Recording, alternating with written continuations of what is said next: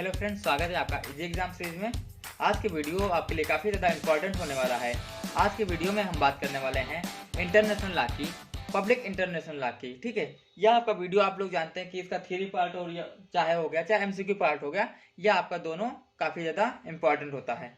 अंतर्राष्ट्रीय आपका public law होगा तो इसमें सबसे अच्छी बात यह है कि इसमें जो है आपको एक देश की बात करके ना सभी देशों की बात करनी, मतलब सभी देशों के कानूनों के बारे में बात करने की, वहां पे कानून कैसे, अगर जो वहां का मुद्दा है कोई तो वहां पे कानून कैसे लागू होगा। ठीक है, तो इसके बारे में बात करेंगे। और अगर जो आपने इसके पहले के वीडियो ना देखे हो तो आप वो वीडियो देख सकते हैं। और पब्लिक इंटरनेशनल लॉ आपका जो है एलएलबी के सेकंड सेमेस्टर और बीएलएलबी के जो है सेकंड सेमेस्टर फोर्थ सेमेस्टर में पूछा जाता है। ठीक है, और यह काफी ज्यादा अच्छा देखा जाए तो काफी ज्यादा आपके लिए जो है समझने के बेस से काफी ज्यादा इंपॉर्टेंट वीडियो होगा, क्योंकि आप लोग जो पढ़ने को बहुत जगह पढ़ सकते हैं, कहीं से भी आप पढ़ सकते हैं, लेकिन समझने की बात होती है बहुत जगह हम लोग वो चीजें रट लेते हैं लेकिन समझ नहीं पाते। तो यह वीडियो आपके लिए काफी ज्यादा समझ भी जो है उत्पन्न करेगा। तो हम पहले बात करते हैं कि जैसे बात की जाए तो हम कहीं पर अगर जो उतरते हैं, मीन्स हमारा कोई अगर जो रास्ता होता है, जैसे मान लो आपको ये नदी पार करनी है, तो ये नदी पार करनी, मान लो ये आपको नदी पार करनी, तो आपको पहले ये देखना चाहिए ना ये नदी कितनी दूर तक है, कितनी मतलब इसकी चौड़ाई है और यह कितनी गहराई, ये सब चीज आप देखेंगे ना तभी वो नदी पार कर पाएंगे। तो उसी तरह से आप इंटरनेशनल लॉ पढ़ने जा रहे हैं तो सबसे पहले आपको ये देखना होगा कि आपका इसका सिलेबस क्या है, एग्जाम में आपका क्या क्या पूछा जाता है। तो हम इसके सिलेबस की बात करते हैं। आपका इसका सिलेबस क्या है, तो सिलेबस की अगर इसकी बात करेंगे तो आपका सिलेबस में जो है हमने कानपुर यूनिवर्सिटी की जो साइट है वहां से जो है इसका सिलेबस मिला है। और उसका अकॉर्डिंग आपका सिलेबस ये है कि देखो, सबसे पहले इंटरनेशनल लॉ की परिभाषाएं पूछी गई हैं कि इसकी जो परिभाषा क्या होती है, अंतर्राष्ट्रीय विधि की परिभाषा। ठीक है, उसी में पूछा जाता है कि प्रकृति एवं क्षेत्र कि इसका जो है कैसा प्रकृति है अंतर्राष्ट्रीय विधि का। ठीक है, उसके बाद जो है अंतर्राष्ट्रीय विधि के स्कूल पूछे जाते हैं। ठीक है, तो वहां पे स्कूल, उसके बाद अंतर्राष्ट्रीय विधि के स्रोत, ये आपके जो है सिलेबस में है। ये पॉइंट आपके जो हम बता रहे हैं आपके सिलेबस में है। इसके अंदर ही आप या मान लीजिए आपकी दूसरी हेडिंग है, दूसरा यूनिट है, ये आपकी पहले यूनिट थी, इसमें आपका प्रथा पूछा जाएगा और अंतर्राष्ट्रीय अभिसमय क्या होता है, विधि के समय सिद्धांत क्या होते हैं, न्यायिक निर्णय एवं कानूनी कार्य क्या होता है, ये आपका सिलेबस है। अगला आपका पॉइंट यहाँ पे हो जाएंगे अंतर्राष्ट्रीय विधि एवं राष्ट्रीय विधि के बीच संबंध कैसे स्थापित होते हैं, कैसे संबंध हो सकते हैं। ठीक है, और जैसे कहीं पर अगर जो अंतर्राष्ट्रीय विधि और राष्ट्रीय विधि के बीच जो है मतभेद हो जाता है तो वहां पर कैसे चीजें सॉल्व होती हैं वो चीजें। उसके आगे आपका संबंधों का सिद्धांत पूछा जाएगा। भारतीय एवं ब्रिटिश प्रथाएं पूछी जाएंगी, क्योंकि आप लोग जानते हैं कि आप इंडिया में रहते हैं तो इंडिया के बारे में पूछा जाना जाहिर सी बात है आपके सिलेबस में। और ब्रिटिश इसलिए पूछा जाता है क्योंकि भारत के ऊपर जो है ब्रिटिश का कब्जा हो चुका था और वहां पे जो है आपका देश आजाद हुआ, तो इससे पहले 70 सालों से पहले 75 सालों से पहले आपके ऊपर ब्रिटिश कानून, मतलब जो ब्रिटिश सरकार जो है अपना जो है आजादी आपको बाद में मिली ना, उससे पहले आपके ऊपर जो है ब्रिटिश शासन का राज्य था, इसलिए तो ब्रिटिश प्रथाएं भी आपके लिए इंपॉर्टेंट रहेगा। अगला आपका यहाँ पे जो है यूनिट है वो है अंतर्राष्ट्रीय विधि में मान्यता। उसके इसमें आपका पूछा जाएगा विचारधारा, प्रकार एवं सिद्धांत इसके क्या होते हैं, मान्यता के विधिक परिणाम क्या होते हैं। उसके आगे आपका राज्य क्षेत्र पूछा जाएगा। राज्य क्षेत्र आपका क्या होता है, जैसे ये आपका इंडिया है। ठीक है, आप में थोड़ा माइंड मत करना, ये आपका इंडिया है। ठीक है, तो इसके राज्य क्षेत्र क्या होंगे, मतलब इसका क्षेत्र कहाँ तक होगा। अगर जो समुद्री विधि की बात की जाए तो इसका समुद्र जो है आप जानते हैं कि इसका जो प्रायद्वीपीय ना, प्रायद्वीपीय में 3 तरफ से जो है देश समुद्र से घिरा होता है। तो यहाँ पे जो है ये समुद्र विधि इसकी कहाँ तक लगेगी, इसका कहाँ तक, मतलब किसी देश का समुद्र विधि क्या होती है अंतर्राष्ट्रीय विधि के अनुसार। ठीक है, और वायु क्षेत्र क्या होता है, जैसे आप इंडिया के ऊपर जो है ऐसे कैसे जो है अपना, जैसे वायु क्षेत्र जैसे इंडिया के ऊपर है तो उसका कितना वायु क्षेत्र रहेगा, या इंडिया के ऊपर जो है आप जो है वाहन ले जा सकते हैं नहीं ले जा सकते हैं, उसके ऊपर आप जो है फ्लाइट रन करवा सकते हैं नहीं करवा सकते, ये सब चीजें अंतर्राष्ट्रीय विधि में पूछी जाती हैं। अगला आपका जो पॉइंट हो जाएगा वो क्षेत्राधिकार हो जाएगा, राज्य क्षेत्रीय अधिकारिता हो जाएगा, वाह्य प्रादेशिक अधिकारिता हो जाएगा। अगला आपका पॉइंट जो है आशय एवं प्रत्यर्पण हो जाएगा। और अगला आपका लास्ट पॉइंट जो है अंतर्राष्ट्रीय विवादों एवं शांतिपूर्ण निपटारा हो जाएगा। ये तो हमने आपसे सिलेबस की बात की, ये आपकी जो है इतना कम से कम 20 पॉइंट आपके 20 टॉपिक आपके सिलेबस में है। तो सारा कुछ एक वीडियो में तो नहीं कराया जा सकता, ये आप लोग भी समझते हैं। ठीक है, तो इसमें से हम आपको कुछ पॉइंट आज करवाने वाले हैं, वो आपके काफी ज्यादा इंपॉर्टेंट पॉइंट है और वो आपके वह जो है जैसे कहते हैं ना कि किसी मकान बनाने के लिए कि उसकी जो है नींव काफी ज्यादा इंपॉर्टेंट होनी चाहिए। अगर जो आप कोई मकान क्रिएट कर रहे हैं तो जाहिर सी बात है उसकी नींव इंपॉर्टेंट होनी चाहिए। तो आज की जो है वीडियो भले ही लंबा होगा, लेकिन हाँ जो भी है काफी ज्यादा इंपॉर्टेंट आपके लिए ये न्यू रहने वाली है। अगर जो आप आज आप समझ गए तो इसके बाद आप जो है पूरा वीडियो मतलब जो है कल आएगा वीडियो, परसों आएगा, तो उसको भी आप अच्छे से समझ पाएंगे। तो हम स्टार्ट करते हैं अपना वीडियो कि आपका पहला टॉपिक क्या रहेगा और हम कहाँ से अपना आपको कितना आज चीज बताने वाले हैं। हम आपको बताएंगे आज आपका सबसे पहले हम बात करेंगे कि अंतरराष्ट्रीय विधि के स्रोत कहाँ से मिले हैं, ये स्रोत क्या हैं या कैसे हैं। उसके बाद आपसे बात करेंगे अंतरराष्ट्रीय विधि परिभाषा, ठीक है। उसके आगे हम आपसे इसकी प्रकृति की बात करेंगे। तो उसके आगे का जो आपको टाइम रहा कि ज्यादा वीडियो लॉन्ग ना हुआ तो हम उसमें बात कर लेंगे अंतरराष्ट्रीय विधि एवं राष्ट्रीय विधि संबंध के बारे में बात करेंगे, ठीक है। आपको जो यह पूरा जो है अंतरराष्ट्रीय विधि आपका जो है पूरा जो है सिलेबस हम कवर करवा देंगे थ्योरी पार्ट में। आप लोग इसकी जो है हेडेक ना लेना, ठीक है, इसकी आप लोग टेंशन ना लेना। तो हम स्टार्ट करते हैं अपना वीडियो और थ्योरी पार्ट आपका अंतरराष्ट्रीय विधि के स्रोत से। आपका पहला पॉइंट हो जाएगा कि अंतरराष्ट्रीय विधि स्रोत क्या क्या होते हैं या कैसे आपको पता चला कि जैसे कोई चीज है तो अंतरराष्ट्रीय विधि स्रोत या कहाँ से आई कैसे हुआ, तो इसके बारे में बात करेंगे, ठीक है। तो अंतरराष्ट्रीय विधि स्रोत सबसे पहले अगर जो हम बात करते हैं तो सबसे पहले बात की जाए तो देखो कोई भी नियम है कोई भी चीज है तो किसी ना किसी विषय पर लागू होती है। ऐसा ना है कि किसी पर भी लागू हो जाएगी, तो कोई ना कोई विषय होना चाहिए। अंतरराष्ट्रीय विधि अंतरराष्ट्रीय विषयों पर लागू होती है, ठीक है, अंतरराष्ट्रीय विषयों पर लागू होती है। विषय पर ऐसे कौन विधि होगी जो लागू होती है, ऐसे कोई विषय होंगे ना जिसके ऊपर कोई विधि लागू होगी। जैसे आपका जैसे आईपीसी कानून है, आईपीसी, तो आईपीसी जो है किसी उस चीज पे लागू होगी, जैसे किसी बंदे पर लागू होगी, किसी पर्सन पे लागू होगी। आईपीसी कानून आपका जो है आप गुड्स पे थोड़ा ना लागू कर देंगे। आईपीसी कानून आप जो है भागीदारी पे थोड़ा ना लागू कर देंगे। आईपीसी का जो आपका है वह अधिवक्ता पे थोड़ा ना लागू कर देंगे, अधिवक्ता एक्ट में थोड़ा ना लागू कर देंगे। उसी तरह से जैसे किसी ना किसी चीज के लिए कोई ना कोई विषय होता है। जैसे आपका कॉलेज है तो आपके कॉलेज में जो है कोई नियम लागू होते हैं, तो कोई नियम आपके बच्चों पे लागू होते हैं, कोई स्टूडेंट पे नियम लागू होते हैं, तो कोई नियम जो है टीचर पे लागू होते हैं। तो मतलब विषय है ना, उनके पास नियम लागू करने के लिए विषय है। एक टीचर हुआ ये आपका विषय हो गया, बच्चा हुआ वो भी आपका विषय हो गया। उसी तरह से अंतरराष्ट्रीय विधि जो होता है किसी ना किसी विषय पर लागू होता है।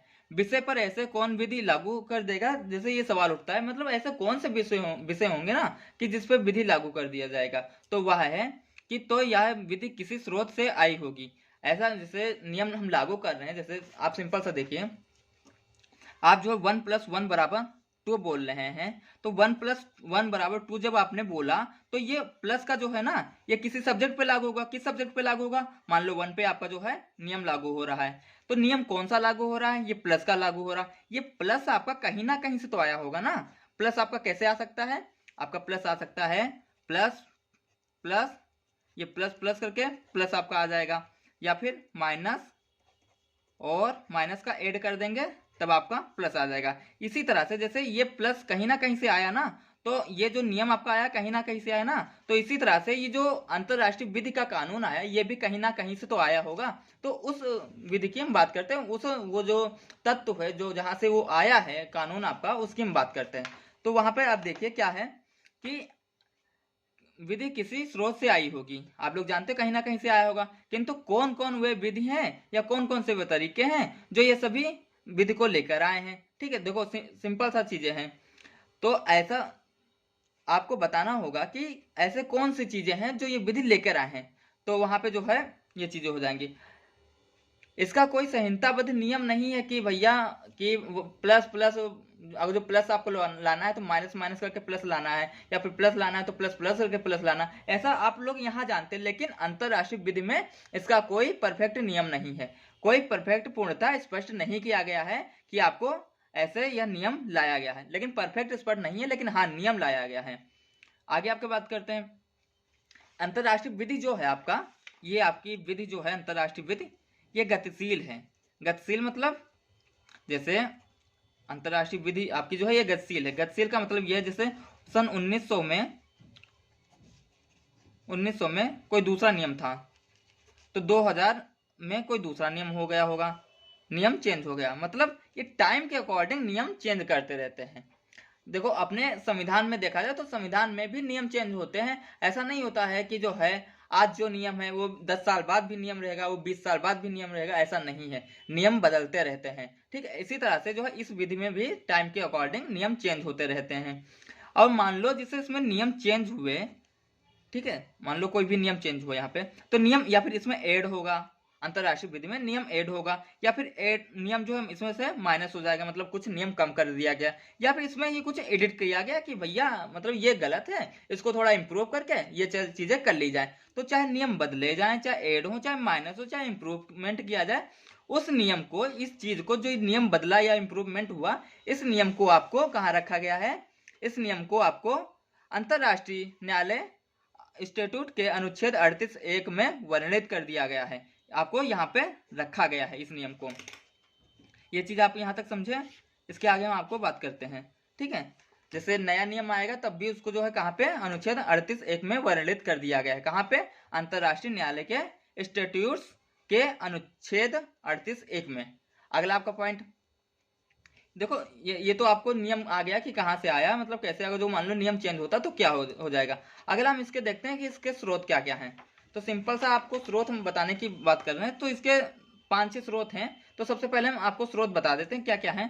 जैसे आपका स्रोत देखा जाए तो एक पहला स्रोत है आपका रूढ़ि। रूढ़ि पहला स्रोत है। दूसरा आपका जो है क्या है? संधिया हो गया। तीसरा आपका स्रोत जो है युवनों के सदस्यों का हो गया। चौथा आपका जो है विधिवक्ताओं के, विधि शास्त्री जो होते हैं उनका लेख हो गया, विश्व शास्त्री के लेख।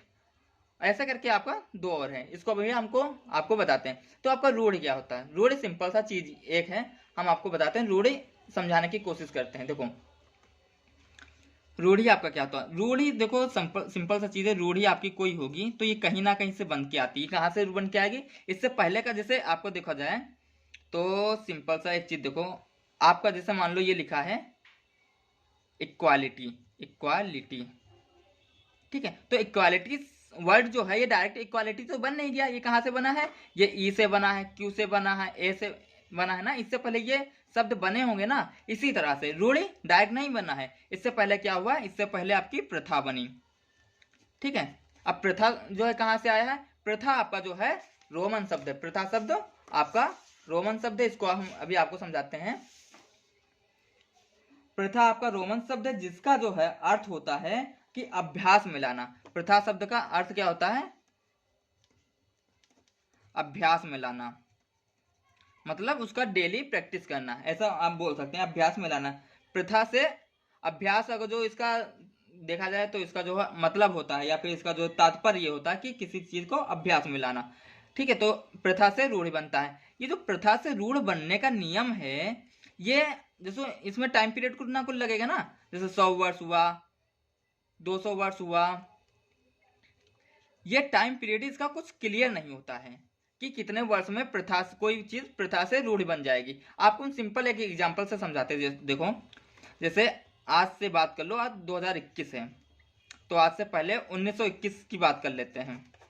इससे पहले आपको 1821 की बात कर लेते हैं। इससे पहले आपकी 1721। सबसे पहले देखो अब चीजें क्या है। 1721 की मान लो, थोड़ा पीछे आप जो है 300 साल पीछे जाइए। जैसे सोचिए आप जो है मूवी में, आपको सीरियल में चीजें दिखाई गई हैं। जैसे वहां पे क्या था? पहले चाहे कोई गरीब हो, चाहे अमीर हो, चाहे राजा रठी हो, चाहे जो भी हो, चाहे ठेकेदार हो, चाहे वहां पर जो है राजवंशी हो, चाहे जो भी हो, तो वहां पे क्या होता था? अगर जो उनके हस्बैंड खत्म हो जाते, मतलब पति की डेथ हो जाती थी, पति की डेथ हो जाने पर क्या होता था? पत्नी को आग में जला देते थे। काहे? उसको क्या बोलते थे? इसको क्या बोलते थे? सती प्रथा बोलते थे। क्या? सती प्रथा इसको बोलते थे ना, सती प्रथा।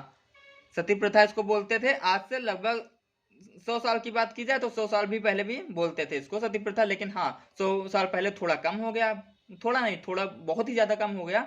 उससे पहले जैसे 1821 या 1900 या 1721 की बात की जाए, तब सती प्रथा काफी ज्यादा जो है अपना इंपॉर्टेंट रोल अदा करती थी। तो सती प्रथा ये आपका जो हुआ, तो ये पूरे इंडिया भर में फैला था। ऐसा नहीं कि सती प्रथा आपका जो है एक गांव या फिर एक शहर में फैला हुआ था, सती प्रथा पूरे इंडिया भर में फैला हुआ था।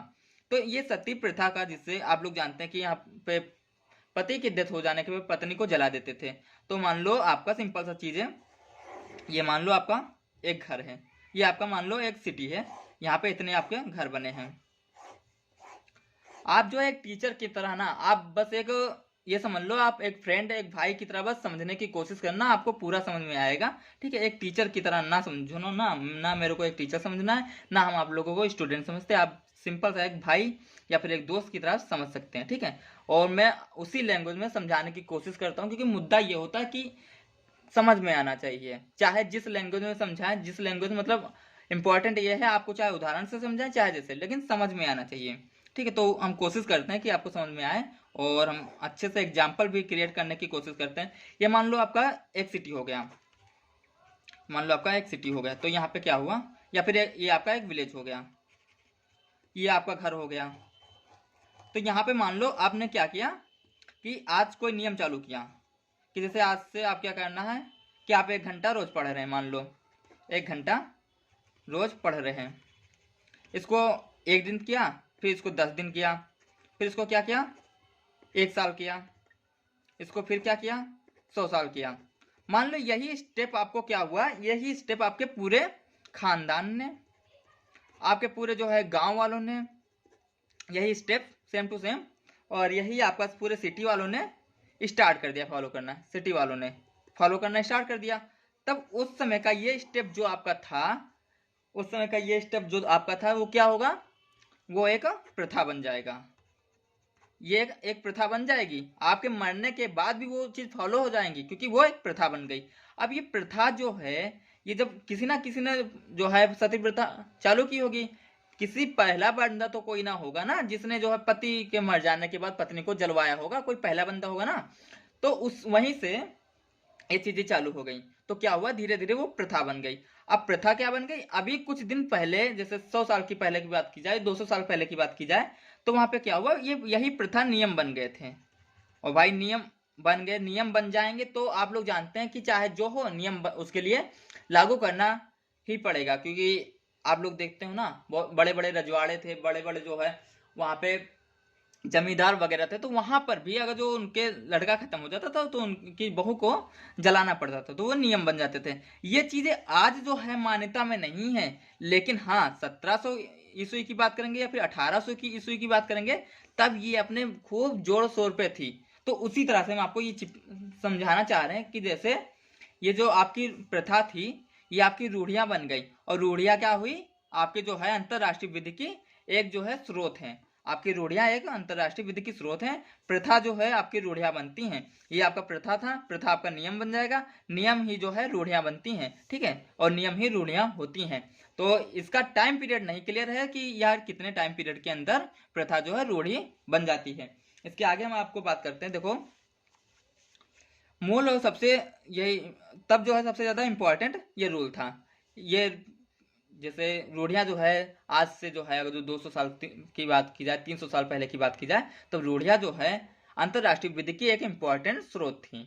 लेकिन आज नहीं है, वो अलग बात है। जब जो है नियम नहीं थे तब यही इम्पोर्टेंट नियम था, और जब नियम आ गए तब ये इम्पोर्टेंट नियम नहीं है। ठीक है, अगला आपका देखो, एक वाद हुआ था अजलियाम वाद में। अंतरराष्ट्रीय न्यायालय ने अंतरराष्ट्रीय विधि रूढ़ियों की विशेषता को नियमबद्ध किया। ठीक है, नियमबद्ध किया। इसके अलावा इसके अनुसार जो पक्षकार रूढ़ियों पर विश्वास या दावा करता है उसको सिद्ध करना चाहिए कि एक रूढ़ी ऐसे ढंग से स्थापित हो जाती है कि वह दूसरे पक्षकार पर बाध्यकारी होगी। भाई देखो सिंपल सा चीज है, अगर जो कोई नियम बन रहा, कोई रूढ़ी बन रहा, कोई काम कर रहा होगा, तो भाई अगर जो 10 लोगों से उसको वो काम करवाना होगा तो उसको अपना व्यू देना पड़ेगा कि हाँ ये चीजें ऐसी सही हैं। मान लो हम आपसे कह रहे हैं कि आप जो है 1 घंटा पढ़ाई करो, आपसे कह रहे हैं चलो आप बात मान लेंगे। अगर हम 100 से कहें कि 1 घंटा पढ़ाई करो, तो 100 में से 5 लोग तो ऐसे होंगे ना जो कहेंगे भाई क्यों करें, अपना व्यू दो भाई, इससे फायदा क्या होगा। इसी तरह से यहाँ पे रूढ़ियां तो बन गई। उसके बाद कोर्ट ने बोला कि अजलियम वाद में बोला कि अंतरराष्ट्रीय न्यायालय ने कहा कि अंतरराष्ट्रीय विधि रूढ़ियों की विशेषता को नियमबद्ध किया है, लेकिन इसके अनुसार जो पक्षकार रूढ़ियों पर विश्वास करते हैं या फिर दावा करते हैं, उसको सिद्ध करना चाहिए कि एक रूढ़ी ऐसे ढंग से स्थापित हो सकती है या हो गई है कि वह दूसरे पक्षकार पे बाध्यकारी होनी चाहिए। ये चीज आपकी हो गई, आपको इतना समझ में आया होगा।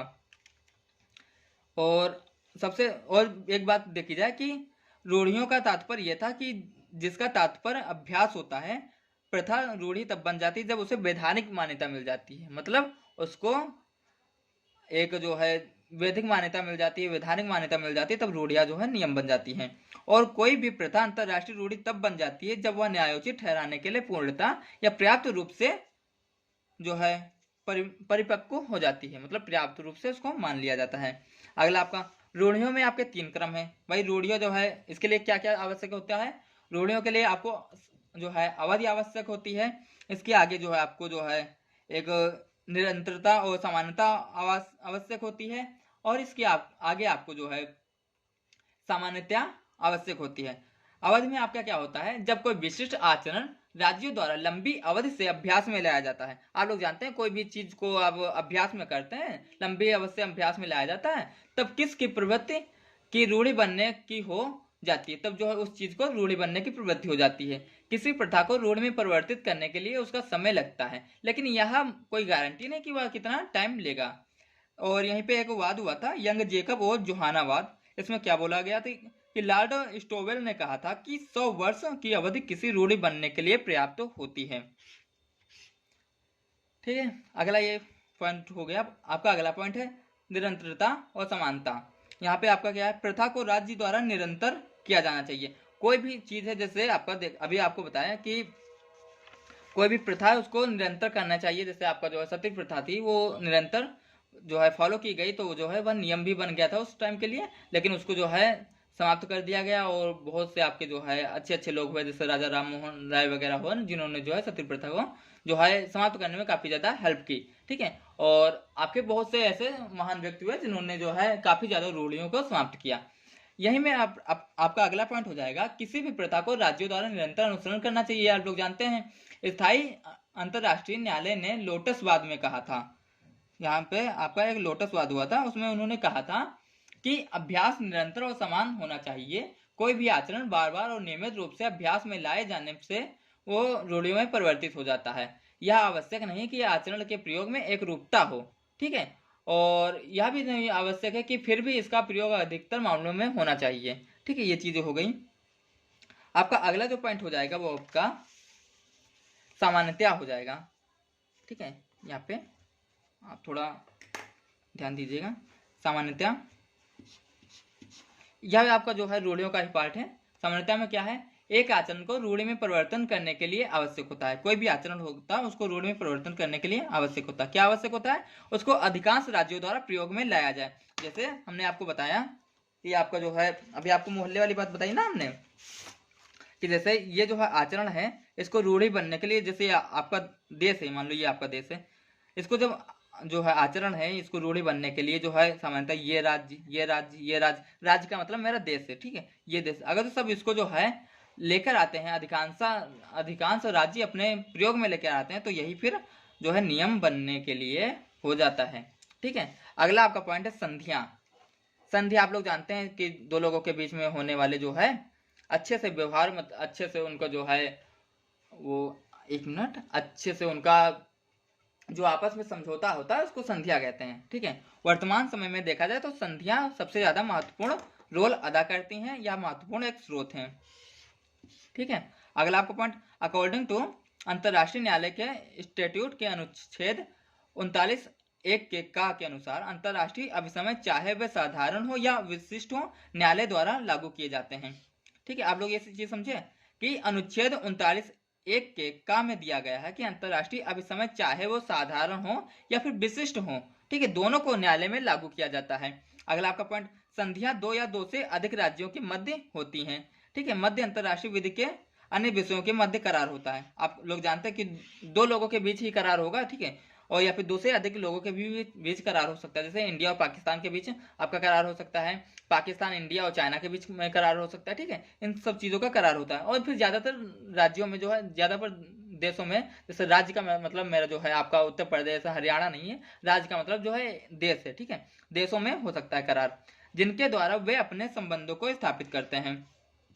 अब जैसे मान लो चीन से बोल दिया कि भैया आप अपने जो है सीमा में रहिए, हम अपने सीमा में रहेंगे, ठीक है, तो इससे होगा क्या कि आपका भी जो है जो पावर है, आपका जो है सेना सैन्य शक्ति है, उसके लिए भी ज्यादा पैसा ना खर्च होगा ना मेरा खर्च होगा, लेकिन तो ये आपका करार हो सकता है, लेकिन नहीं, चीन को मंजूर ही नहीं है, आए थे सन 2019 में ठुका के गए थे, ठीक है। अगला आपका पॉइंट, अकॉर्डिंग अंतरराष्ट्रीय न्यायालय स्टैट्यूट के अनुसार अनुच्छेद 38(1) के का के अनुसार संधियां सामान्यतः दो प्रकार की होती है, एक विशिष्ट संधि, एक विशिष्ट और एक सामान्य संधि, ठीक है। तो सामान्य संधि क्या होती है, वे संधियां जो विश्व समुदाय के अधिकतर राज्य उनके पक्षकार होते हैं।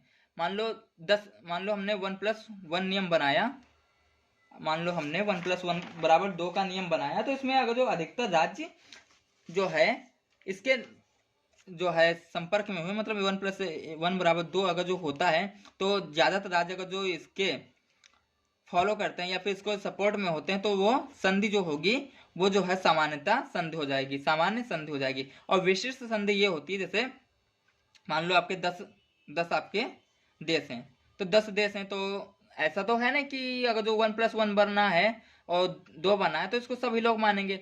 मान लो इस पाकिस्तान और इंडिया की बात है, सिंपल सा चीज, और ये दो लोग आपस में कोई नियम बनाए हैं, जैसे नदी को लेकर हो सकता है, सिंधु नदी को लेकर हो सकता है, या फिर बॉर्डर को लेकर होता है, या फिर कुछ भी नियम हो सकते हैं। तो यहाँ पे जो दो आपस में ये जो नियम बनाएंगे, आपस में जो संधि बनाएंगे, इससे विशिष्ट संधि कहते हैं। क्या विशिष्ट संधि कहेंगे, ठीक है। दो या दो से अधिक लोग आपस में जो अगर जो नियम बनाते हैं, आपस में अगर जो करार करते हैं, तो वह विशिष्ट संधि हो जाएगा। हाँ, अगर जो कई देशों जो है मतलब ज्यादातर जो है किसी नियम को लेकर देश जो है उसके सपोर्ट में होते हैं, तो वह सामान्य संधि में आ जाता है। जैसे अगर जो हेल्थ की बात की जाए, या फिर आपका जो है एटमॉस्फेयर की बात की जाए, या प्रदूषण को लेकर बात की जाए, तो सारे देशों का समर्थन ज्यादातर होता है उस चीज को लेकर, तो वहां पे आपका वो सामान्य संधि हो जाएगी। अभी WHO की बात की जाए, या फिर जो है आपका वहां पे UNO की बात की जाए, तो वहां पे जो है मजबूरी में कुछ होती है कि उनके सपोर्ट में जाना, और कुछ अच्छी भी चीज होती है कि हम लोग उनके सपोर्ट में जाते हैं, तो वहां पे जो संधि होती है वो आपका जो है सामान्य संधि हो जाती है। अगला आपका पॉइंट यहाँ पे हो जाएगा, ये आपका हो गया। अगला आपका पॉइंट द्विपक्षीय या विशेष संधियां, तो द्विपक्षीय संधियां या अनेक पक्षीय संधियां इन्हें कहा जाता है।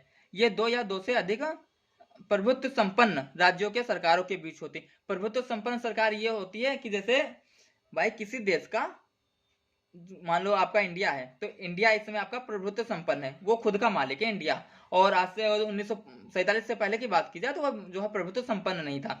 जो देश प्रभुत्व संपन्न होगा उन्हीं देशों के बीच संधियां होती है। मान लो इससे पहले जो ब्रिटिश का जो कब्जा था, तो भाई संधि जो है भारत से ना करके वो लोग ब्रिटिश वालों से संधि करेंगे। मान लो आपको चीन से मान लो आपकी संधि होनी थी, तो चीन और इंडिया की संधि इस समय हो सकती है, लेकिन 1947 से पहले की बात की जाए तो इंडिया की संधि नहीं, क्योंकि इंडिया पे जो है कब्जा था ब्रिटिश का, तो वहां पे जो चीन को अगर संधि करनी होती तो वह जो है ब्रिटिश से करता, क्योंकि इंडिया संप्रभुत्व राज्य नहीं था।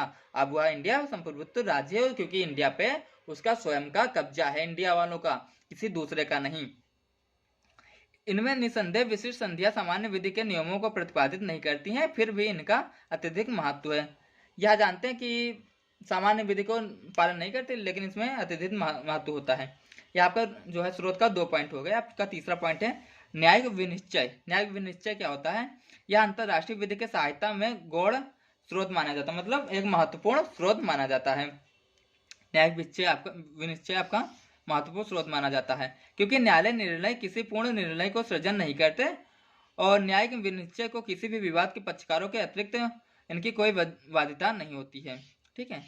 और सहायक स्रोत द्वितीयक स्रोत नहीं माने जाते। आप लोग ये जाने, आपका क्वेश्चन आ सकता है कि क्या सहायक स्रोत द्वितीयक स्रोत माने जाते हैं, तो नहीं, सहायक स्रोत द्वितीयक स्रोत नहीं माने जाते हैं, द्वितीयक मतलब सेकेंडरी स्रोत नहीं माने जाएंगे। अगला आपका पॉइंट निम्न रूप पे विचार करना है। इसमें आपके ये तो न्यायिक विनिश्चय में कुछ पॉइंट है, उसमें आपको बात करना है कि अंतरराष्ट्रीय न्यायालय क्या होगा।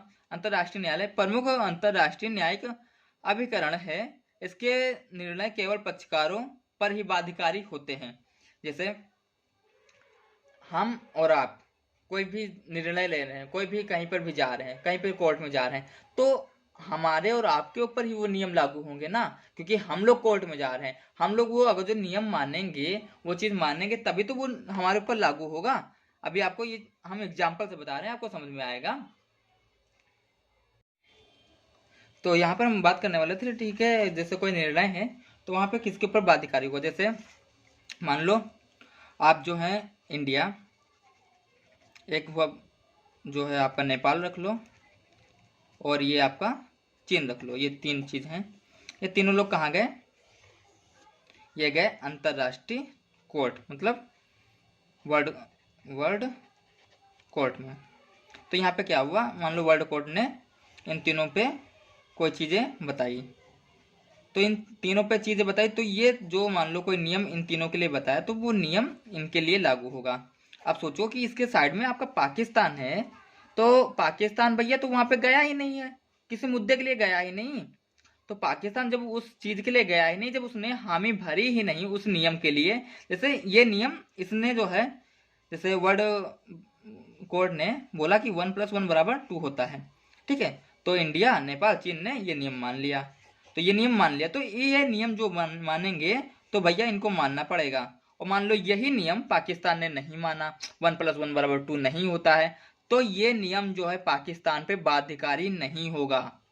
मेरे कहने का मतलब यह है, वर्ल्ड जो है वर्ल्ड कोर्ट आपका जो है, विश्व न्यायालय जो है आपका, अंतरराष्ट्रीय न्यायालय जो है आपका, वह जो है नियम देगा तो किसके ऊपर? केवल पक्षकारों पर ही वो नियम लागू होगा, ना कि अन्य लोगों पर वह बाध्यकारी होगा। यह चीज आप लोग ध्यान से रखना, क्योंकि यहाँ पे आपको बोला गया है कि जो इसके निर्णय केवल पक्षकारों पर ही बाध्यकारी होते हैं, ये अंतरराष्ट्रीय विधि के बाध्यकारी नियमों को नहीं मानते। मतलब अदर जो है, जो इसके अतिरिक्त तो होते हैं पक्षकार, उनके ऊपर ये नियम नहीं लागू होगा। ठीक है, अगला आपका पॉइंट, अंतरराष्ट्रीय अधिकरणों पंचाट। लेकिन उससे पहले हम बात करते हैं, जैसे यहाँ पे बोला गया है कि अकॉर्डिंग आर्टिकल 61, न्यायालय के विनिश्चय विवादों के पक्षकारों के अतिरिक्त किसी पर भी अन्य नियम नहीं बाध्यकारी होंगे, अन्य नियम बाध्यकारी नहीं होंगे। ठीक है, तो ये आपको आर्टिकल 61 में दिया गया है। कौन से आर्टिकल 61 में?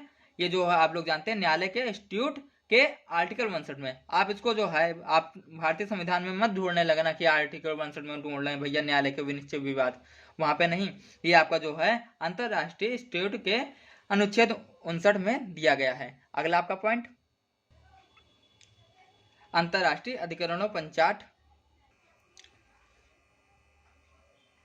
इसमें आपका जो है अंतरराष्ट्रीय अधिकरण, जैसे स्थायी महास्तंभ हुआ, या फिर आप न्यायालय हुआ, या फिर अन्य अधिकरणों, या जो आपका ब्रिटिश अमेरिकी में से दावा अधिकरण हुआ, या फिर आपका अन्य अधिकरणों के पंचाटों अंतरराष्ट्रीय विधि के विकास के में काफी योगदान रहा है। देखो, आपका जो विकास की बात की जाए, अंतरराष्ट्रीय विधि के विकास में काफी योगदान रहा है। तो भैया अगर जो विकास की बात की जाए, तो भैया बहुत जगह विकास का इंपॉर्टेंट रोल होता है, लेकिन बहुत जगह विकास का इंपॉर्टेंट रोल नहीं होता है। आप लोग जानते हैं कि भैया इंडिया वालों के लिए, अगर जो किसी भी सरकार के लिए देखा जाए, तो यहाँ पर जो हम थोड़ा टॉपिक से अपना हट रहे हैं, लेकिन हाँ बात करना जरूरी है। अगर जो सरकार की बात की जाए या फिर किसी भी पार्टी की बात की जाए, तो वहाँ पे जो है इंडिया के लिए विकास करने का कोई महत्वपूर्ण रोल ही नहीं रहता है। वो लोग भैया अपना वोट बैंक भरना चाहते हैं भाई, और भी जो भी चीजें हों वो अपना करना चाहते हैं, क्योंकि एक ये पॉलिटिकल मैटर है, तो पॉलिटिकल मैटर में ज़्यादा नहीं बोलना चाहेंगे। लेकिन हाँ ये चीज़ आप लोग जानते हैं, आप लोग पढ़े लिखे हैं, ऐसा नहीं कि आप लोग पढ़े लिखे नहीं है।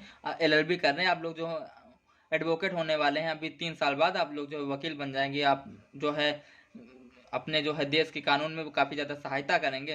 तो विकास आप लोग जानते हैं कि इंडिया में कितना हो रहा है।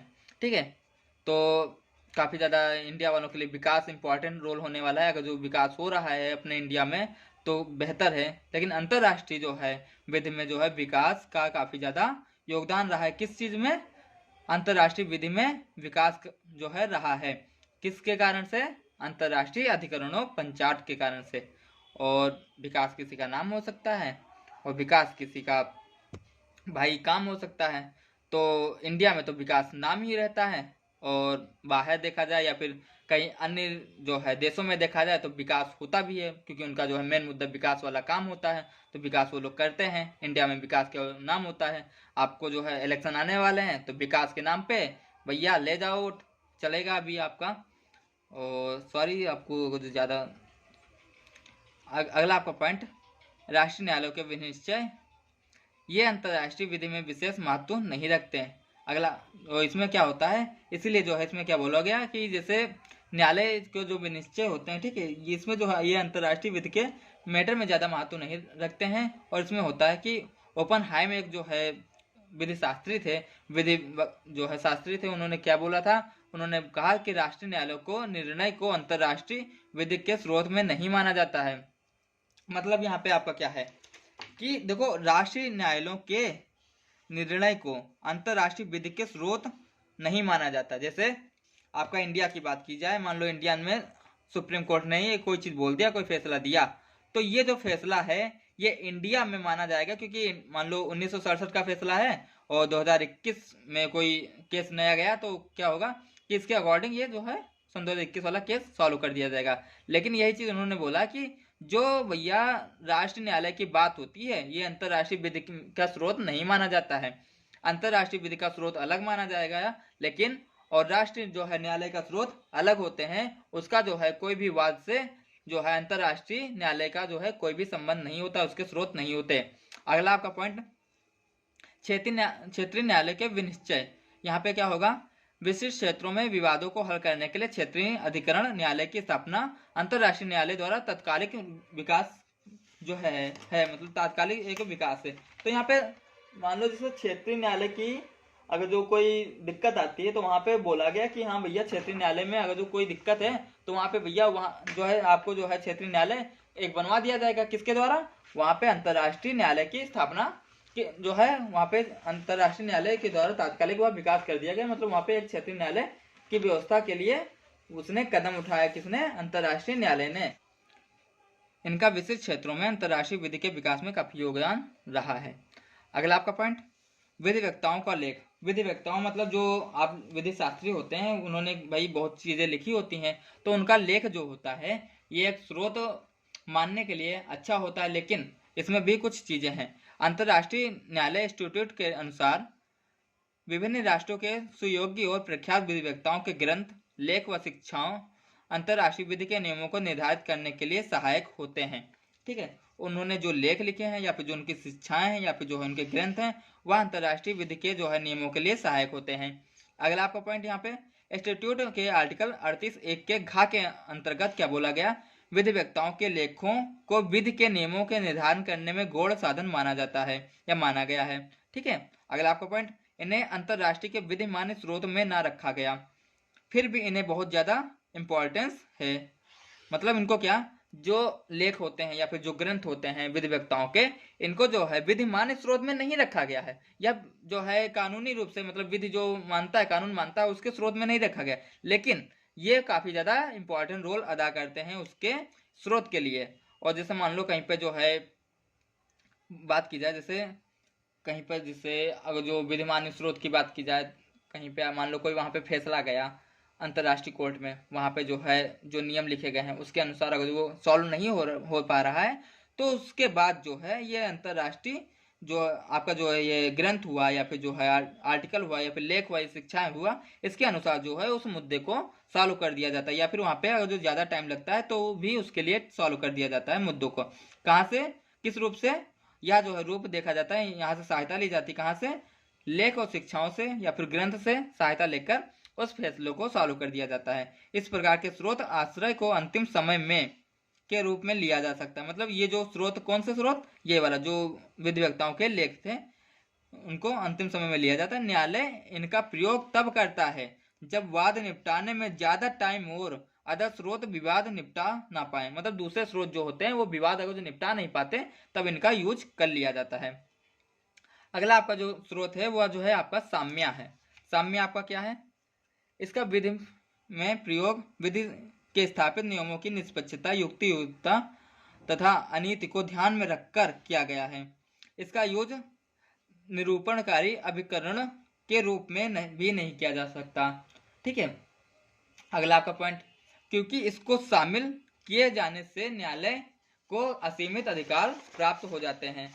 ठीक है, वास्तव में देखा जाए, वास्तव में साम्य को न्यायालय द्वारा प्रयोग में नहीं लाया जाता है, वास्तव में साम्य को प्रयोग में नहीं लाया जाता। अगला आपका पॉइंट, स्टैट्यूट के अनुसार धारा अनुच्छेद 38(2) के अधिनियम प्रावधान है कि यदि किसी मामले में राज्य पक्षकार अपनी सहमति दे दे तो न्यायालय एक्स एको ईट बोनो के आधार पर निर्णय दे सकता है। इसका मतलब ये होता है आपका एक्स एको ईट बोनो का मतलब ये होता है आपका, यहाँ पे हमने मतलब लिखा था कि युक्ति, युक्तता तथा अनीति, इसका मतलब ये हो जाएगा। ठीक है, में निर्णय दे सकता है। मतलब यह है कि किसी विवाद को निपटारा अंतर्राष्ट्रीय विधि के नियम के अनुसार नहीं बल्कि न्याय और युक्तियुक्ता के आधार पर दे सकता है।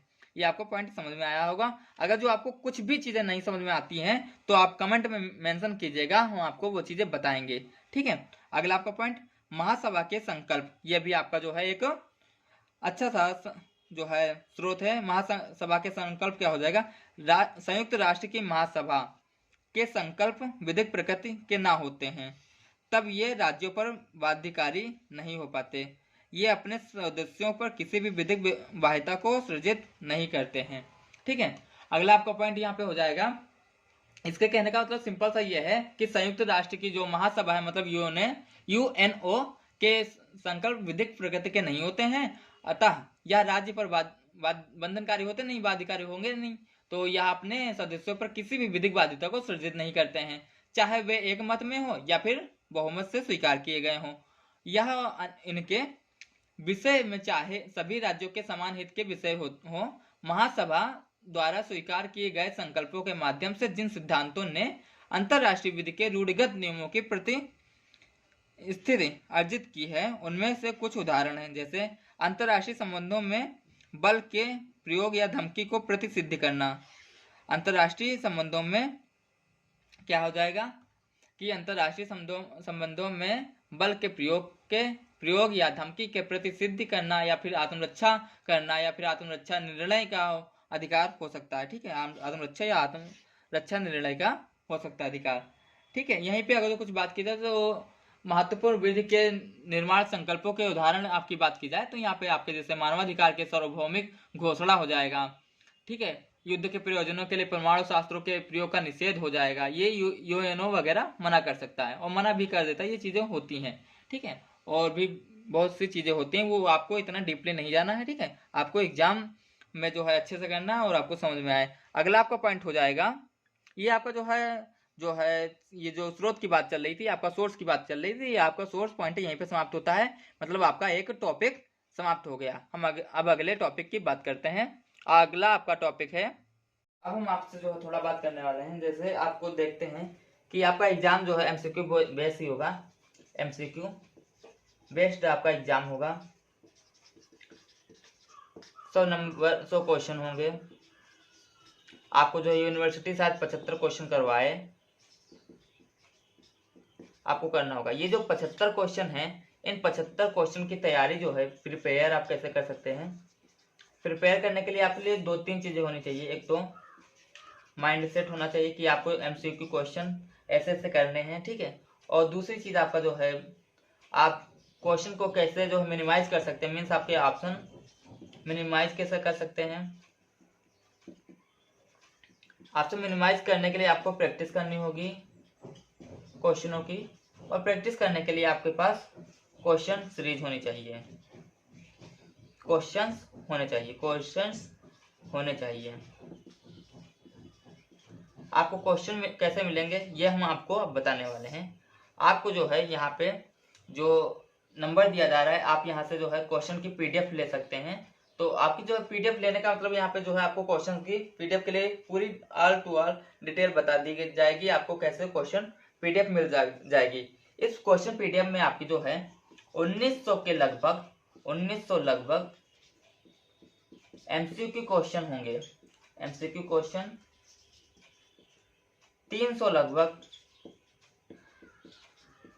आपके वन लाइनर क्वेश्चन होंगे। वन लाइनर आप समझते, जैसे आपका बात की जाए तो 42वां संविधान संशोधन में क्या बताया गया है, ठीक है। मोरारजी देसाई के काल में जो है कौन सा संशोधन किया गया है, आपका जो है अगर जो अमेंडमेंट होता है तो उसके लिए जो है कौन सी धारा का चेंजिंग होना जरूरी है, या फिर ऐसे जो है काफी ज्यादा जो काफी इंपॉर्टेंट क्वेश्चन होते हैं। या फिर आपकी धारा की बात की जाए तो धारा 143 में आपका क्या बताया गया है, और आपका अगर जो पब्लिक इंटरनेशनल लॉ की बात की जाए तो वहां पे जो कोर्ट के लिए जो है क्या जरूरी होता है। तो मतलब जो वन लाइनर क्वेश्चन होते हैं उस टाइप के आपको 300 one liner question most important मिलने वाले हैं, मोस्ट इंपॉर्टेंट। अगर जो आपको 1900 और ये 300 को मिला के 2200 प्लस क्वेश्चन जो है पीडीएफ में, अगर जो इसकी आपको पीडीएफ चाहिए, ठीक है, तो आपको जो है इस नंबर पे 545536 पे जो है व्हाट्सएप मैसेज करके आप जो पीडीएफ की डिटेल ले सकते हैं। ये क्वेश्चन और पीडीएफ आपके लिए काफी ज्यादा इंपॉर्टेंट होने वाली है और आपके एग्जाम के लिए काफी ज्यादा ये आपका एग्जाम इजी बना सकते हैं, क्योंकि 75 क्वेश्चन करने का मतलब ये है कि यहाँ से जो है काफी ज्यादा इंपॉर्टेंट क्वेश्चन होने वाले हैं और 75 क्वेश्चन आपके जो है अच्छे से मैनेज हो जाएंगे। अगर जो आप यहाँ पीडीएफ से पढ़ते हैं आपका कोई दिक्कत होने वाला नहीं है, ठीक है। तो अगर जो आप चाहना तो यहाँ से आप पीडीएफ पे के लिए डिटेल ले सकते हैं, ठीक है। तो हम आगे अंतरराष्ट्रीय विधि की प्रकृति, इसकी जो प्रकृति क्या होती है, इसका नेचर क्या होता है, नेचर ऑफ इंटरनेशनल लॉ, ठीक है।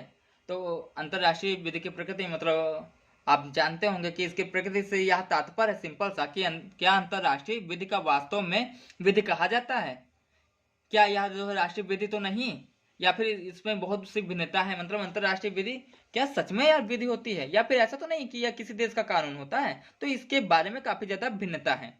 तो इसमें लगभग 200 साल से इसे अंतरराष्ट्रीय विधि कहा जाता है, 200 साल से अंतरराष्ट्रीय विधि कहा जाता है या फिर कहा जा रहा है। अगला आपका पॉइंट है कि क्या वास्तव में यह विधि है, ये आपका मुद्दा है, ये पॉइंट है आपका।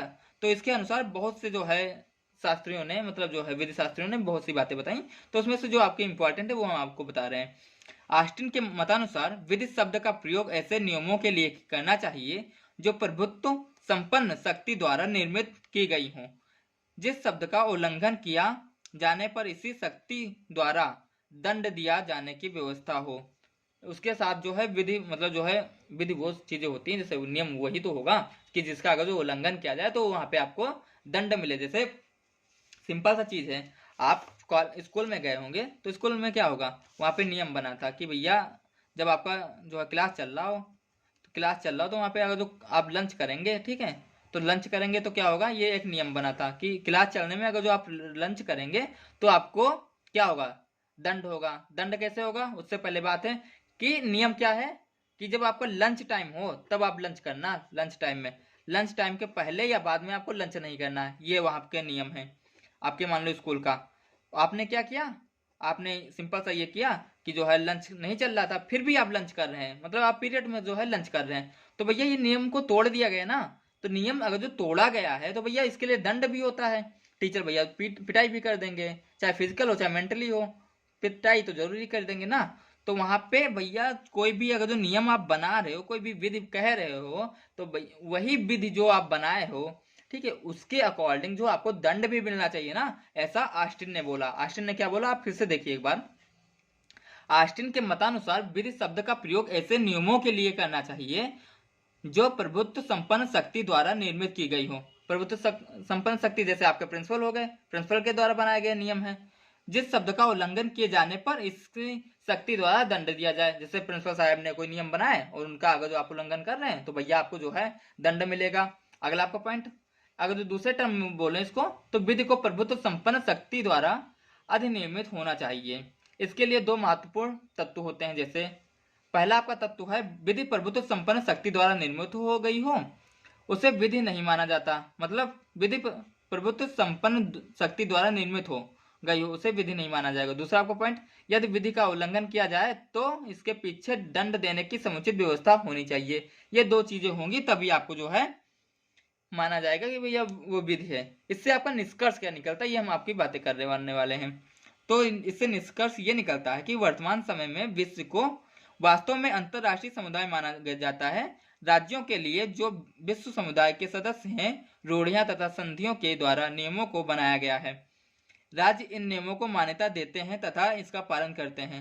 राज्य का मतलब यहाँ पे देश है, देश जो है इन नियमों को मानते हैं तथा पालन करते हैं और इस बात पर विश्वास करते हैं कि उनके आचरण को विनियमित करने के लिए नियमों को समूह अस्तित्व में है। यह नियम राज्यों द्वारा विदेशी कार्यालयों और राष्ट्रीय न्यायालय तथा अन्य सरकारी अंगों के द्वारा पालन में लाया जाता है। जैसे आपका योनो हो गया, ठीक है, नाबार्ड वगैरह हो गए, ये सब चीजें हो गई, तो उसके द्वारा पालन में ला सकते हैं, ठीक है। या फिर आपका फॉरेन की कंपनियां हो गई जैसे गवर्नमेंट की, या फिर आपका जो है दूतावास हो गए, तो वहां पर भी जो है नियम माने जाते हैं। तो इन सब चीजों में एक दूसरे से अटैचमेंट होता है, उसके द्वारा जो है नियम को पालन करवाया जाता है, चाहे गवर्नमेंट के अंग होते हैं। क्योंकि अगर जो फॉरेन की बात की जाए तो फॉरेन कोई भी काम करेगा तो वहां से फॉरेन के लिए जो है आपको गवर्नमेंट का जो है जरूरी होगा, क्योंकि गवर्नमेंट के बगैर आप जो है कोई भी नियम फॉलो नहीं करवा सकते।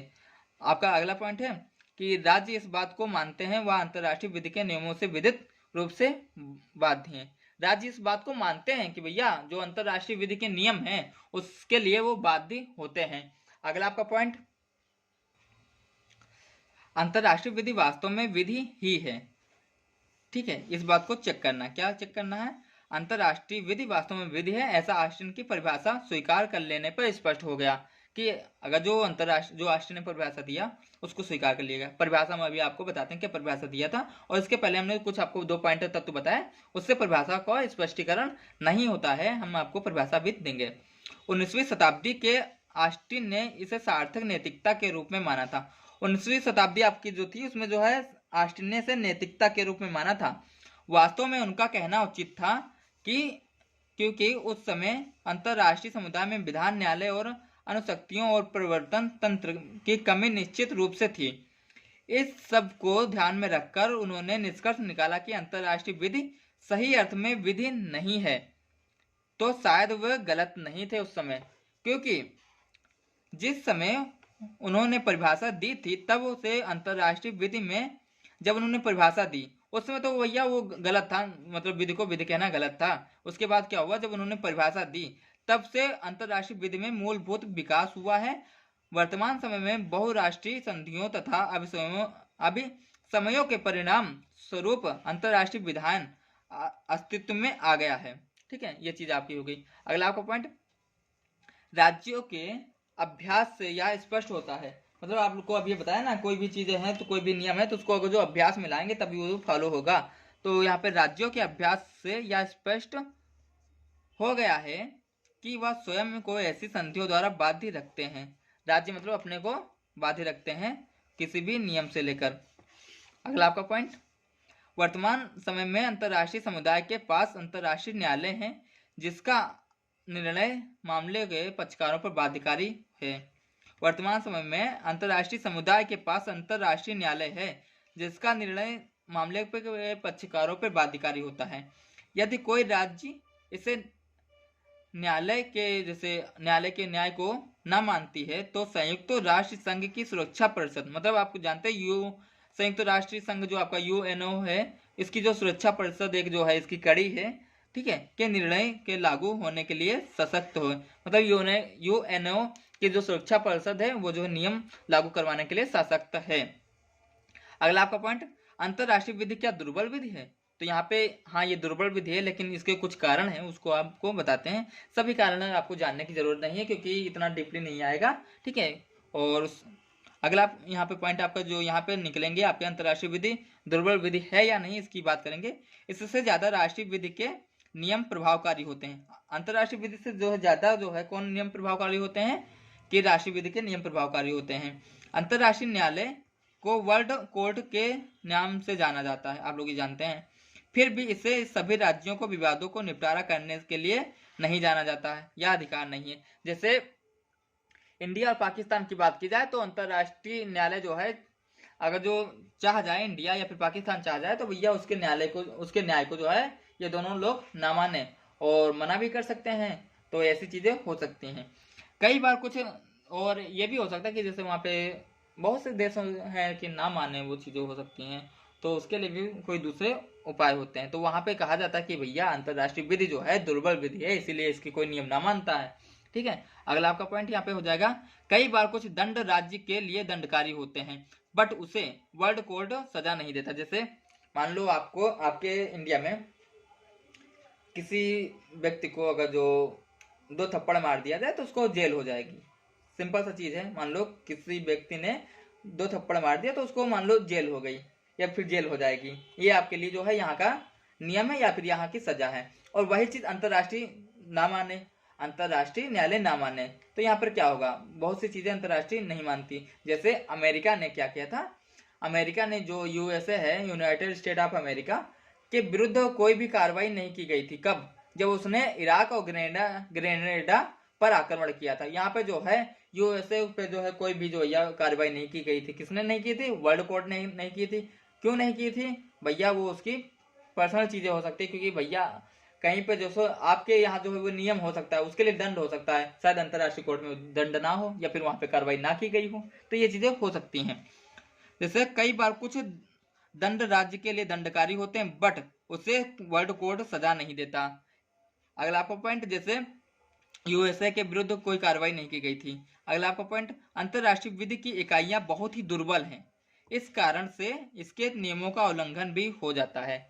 आपका यहाँ पे जो है क्या आपका समाप्त हुआ पॉइंट, आपका यहाँ पे अंतरराष्ट्रीय विधि की प्रकृति वाला पॉइंट समाप्त हुआ। आपका 2 टॉपिक कंप्लीट हुए। आपका अगला पॉइंट है आपका अंतरराष्ट्रीय विधि की परिभाषा। इसे स्टार्टिंग में राज्यों की विधि कहा जाता था। इसमें कई राष्ट्रों की विधि का अध्ययन किया जाता है।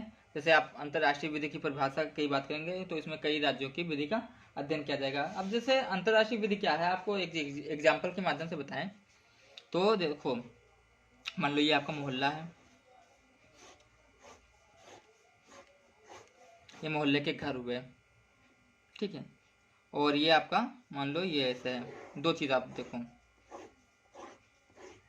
यहाँ पे ये आपका मान लो अर्थ है, ये मान लो आपका अर्थ है, ये आपका मोहल्ला है, ठीक है।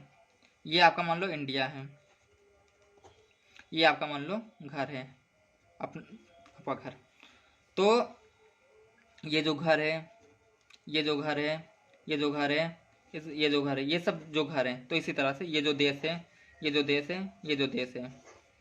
तो भैया ये मोहल्ला आपको जो है, ये मोहल्ले में जैसे आप देखा जाए तो कचरा रोड पे नहीं डाल सकते, नालियाँ आपको ढक के रखना पड़ेगा, मतलब उसको आप नालियों को बंद नहीं कर सकते, या फिर जो है आप जो है रोड पे जो है ऐसे थूक के नहीं जा सकते। मतलब इन सब चीज़ों के लिए एक नियम बनाया गया। भैया मोहल्ले में आप रह रहे हैं तो भैया चोरी नहीं कर सकते मोहल्ले वालों के किसी दूसरे के यहाँ, तो जो चीज़ें दिख रही हैं वो आप गलत नहीं कर सकते। इसी तरह से जैसे ये देश है तो यहाँ पे भाई जैसे यहाँ मोहल्ले घर घर में चला, घर एक दूसरे से घर जो है कनेक्ट है, एक दूसरे से जो सभी लोग नियम मानते हैं, तो नियम मानेंगे ना, तो यहाँ पे नियम कौन आपको फॉलो करवाता है? जो गांव में है तो आपको जो है प्रधान फॉलो करवा सकता है, या फिर जो है आपस में जो है नियम फॉलो कर सकते हैं, तो आपस में नियम फॉलो करते हैं ना। इसी तरह से ये आपका देश है तो यहाँ पर भी जो है नियम फॉलो करवाए जाते हैं। अब कैसे नियम फॉलो करवाए जाते हैं इसका आप सबसे अच्छा उदाहरण बताते हैं आपको। देखो सिंपल सा एक चीज आपको, ये आपको शायद समझ में आ जाए, हमको ऐसा लगता है।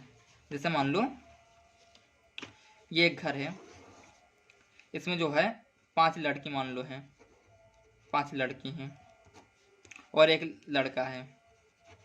तो ये जो लड़की होंगी 5, तो इनके माता पिता होंगे, ठीक है, माता पिता होंगे। तो भाई 5 अगर जो हैं तो यहाँ पे 5 इनके हस्बैंड होंगे। सिंपल सा चीज़ है, 5 हस्बैंड होंगे। तो यहीं पे अगर जो माता या पिताजी को रख लेते हैं, आप किसी एक को मान लीजिए, ठीक है। तो ये सिंपल सा उदाहरण सा है और इसको हम थोड़ा बेस्ट आपको समझाने की कोशिश इस तरह से करते हैं। ये मान लो आपका क्या हुआ, ये पिताजी हुए, ये उसकी 5 लड़की हुई, तो 5 के दामाद हुए। मतलब ये मान लो नंबर 1 पे दामाद, ये 2 पे दामाद, ये 3 पे दामाद, ये 4 पे दामाद, ये 5 पे दामाद हुआ, ठीक है। तो यहाँ पे क्या हुआ, ये जब 5 का हुआ तो ये यहाँ पे गए, तो 5 एक दूसरे को नहीं जानते थे ना, 5 एक दूसरे को नहीं जानते हैं। मान लो इन्होंने यहाँ से शादी की, तो भाई ये जो पिताजी हैं ये 5 पे कंट्रोल रख सकते हैं। कैसे? क्योंकि यही तो 5 को जानते हैं। अगर जो चीजें एक दूसरे को फॉलो करवाना है, इनको कोई नियम बनाने हैं, कोई नियम बताने हैं इनको, तो भैया कौन बताएगा? पिताजी बताएंगे ना। इसी तरह से जो नियम ये हैं, ये जो देश है, ये आपका जो अंतर्राष्ट्रीय विधि है, ये नियम जो बताएंगे, अंतर्राष्ट्रीय विधि जो नियम बताएगा, कौन बताएगा? आपका वर्ल्ड कोड बताएगा, मतलब जो है अंतर्राष्ट्रीय जो न्यायालय है वो आपका मान लो पिताजी है। तो वो जो नियम बताते हैं ना, वो किसको बताएंगे? देशों को बताते हैं। ये सेम टू सेम आप ऐसा मान सकते हैं कि यहाँ पर जो है ये आपकी जो है अंतर्राष्ट्रीय विधि होती है। ठीक है, अगला आपका पॉइंट यहाँ पे, जिससे ये थोड़ा हम समझाए और परिभाषा की बात की जाए तो यहाँ पे क्या हुआ, इसलिए सर्वप्रथम 1789 में बेंथम जो एक व्यक्ति थे, जो यहाँ पे विधि शास्त्री थे, उन्होंने क्या बोला कि अंतर्राष्ट्रीय विधि का शब्द का प्रयोग सबसे पहले उन्होंने किया था 1789 में। किसने? बेंथम ने। आपका एमसीक्यू क्वेश्चन आता है कि सबसे पहले अंतर्राष्ट्रीय विधि का जो है शब्द का प्रयोग किसने किया था और किस सन में किया था? तो 1789 के में बेंथम ने किया था। ये राष्ट्रों के पारस्परिक संबंध को भी विनियमित करते हैं और इसी अर्थ में बहुत लोगों ने परिभाषित इसको किया है। यहाँ पे जो कितने लोगों ने परिभाषित किया है? ओपेनहाइम ने किया, स्टार्क ने किया है, विनोग्रेडोव ने किया है, स्वर्जनबर्गर ने किया है, ऑस्टिन ने किया है। ठीक है, तो स्टार्क ने क्या किया, जो यहाँ पे महत्वपूर्ण है उनकी आपको चीजें बताते हैं। स्टार्क ने बताया कि अंतर्राष्ट्रीय विधि का वह समूह है कि जिसका अधिकांश भाग आचरण के उन सिद्धांतों तथा नियमों से बना है जिनका अनुपालन करने के लिए राज्य अपने आप को बाध्यकारी करते हैं। ठीक है, राज्य अपने आप को बाध्यकारी करते हैं। यहाँ पे नियमों का वह समूह जिसको राज्य बाध्यकारी करेंगे। अगला आपको, या फिर इसको दूसरे शब्दों में बोलें क्या, ऐसे नियमों का समूह जो कि अंतर्राष्ट्रीय समुदाय के सभी नियमों को नियंत्रित करते हैं। जैसे आपको बताया ना कि यहाँ पे अंतर्राष्ट्रीय नियमों का सभी, ऐसे नियमों का समूह जो कि अंतर्राष्ट्रीय समुदाय के सभी नियमों को नियंत्रित करते हैं। ऐसे एक लोग हो गए ना जो सभी के नियमों को नियंत्रित करते हैं, चाहे ये इनको नियम बताएं चाहे ये इनको नियम बताएं, एक दूसरे के नियमों को यही नियंत्रित करेंगे। ठीक है, ये अंतर्राष्ट्रीय निर्णयों के समूह को नियंत्रित करेंगे। अगला आपका पॉइंट यहाँ पे, ऑस्टिन ने क्या कहा इस बात को लेकर? ऑस्टिन ने कहा अंतर्राष्ट्रीय विधि केवल सकारात्मक नैतिकता है। इनके अनुसार यह कोई विधि नहीं है बल्कि एक आचरण संबंधी नियम संहिता है। ये आपका यहाँ पे पॉइंट बन सकता है, ये आपका एमसीक्यू यहाँ पे बन जाएगा कि किसके अकॉर्डिंग जो है अंतर्राष्ट्रीय विधि सकारात्मक नैतिकता है। तो वहां पे आपके ऑप्शन आएंगे ऑस्टिन, स्टार्क, ओपेनहाइम या फिर इनमें से कोई नहीं। तो वहां पे आप करेक्ट आंसर ऑस्टिन कर सकते हैं। अगला आपका पॉइंट, अंतर्राष्ट्रीय विधि सिर्फ सहमति पर निर्धारित विधि है। जैसे आपका मोहल्ला घर, जैसे मोहल्ला घर क्या आपका, जैसे यहाँ पे उदाहरण के लिए, जैसे अभी आपको यहाँ पे बताए थे, यह आपका मोहल्ला हुआ, ये आपका घर हुआ। अगर जो आप इनसे सहमत नहीं बना के रखेंगे, इनसे सहमत नहीं बनाएंगे, इनसे नहीं सहमत बनाएंगे तो क्या होगा?